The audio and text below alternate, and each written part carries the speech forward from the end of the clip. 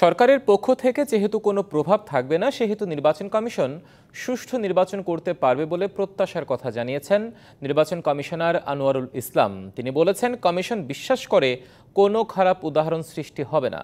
আওয়ামী লীগের নিবন্ধন বাতিল নিয়ে বলার সময় এখনও আসেনি উল্লেখ করে তিনি বলেছেন, সময়ে বলে দেবে নির্বাচন কমিশন তাদের বিষয়ে কি করবে।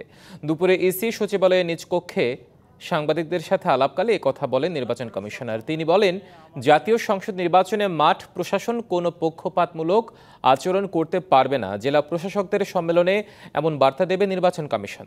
জাতীয় সংসদের সীমানা নির্ধারণের আইনি সংশোধনের উদ্যোগ নেওয়া হচ্ছে বলেও জানান তিনি। আপনারা জানেন যে নির্বাচন কাজে সহায়তা করার জন্য সবাই বাধ্য।